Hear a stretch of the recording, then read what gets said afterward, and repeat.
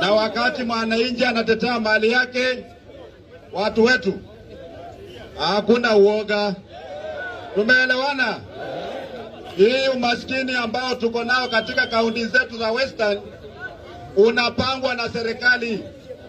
Hiyo factory ambayo ilikuwa imebaki moja peke yake, walimaliza Jinari, wakamaliza Kitinda, wakamaliza Pani Pepa. Sasa tutakubali wamalize Nzoia? Mutakubali wamalize Nzoia?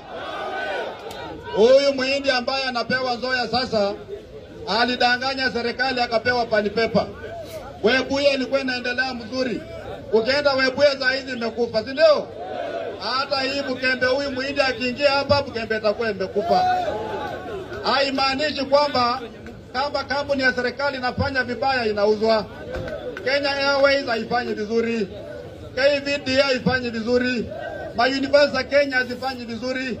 Hata serikali ya Kenya kama kuna kitu takana kukua list ni serikali ya Kenya, si ndio? Imekuwa list.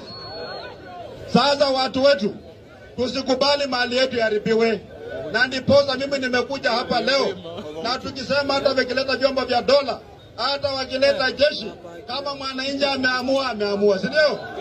Na sisi tumesema kama utaumia saa hizi wengine wapate faida baadaye, wacha ikuwe hivyo, si ndio? Si mnaona vile wamepanga magari?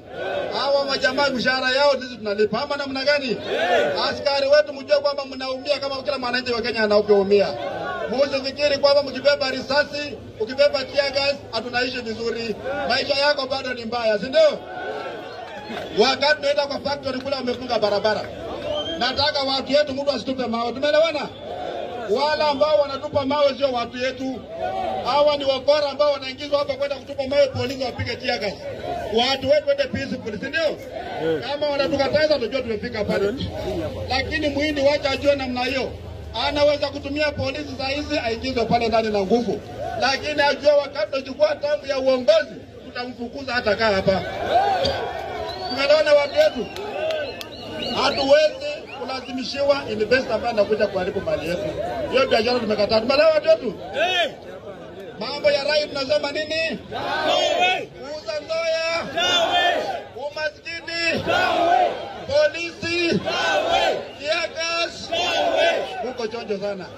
Mwenyezi Mungu awabariki.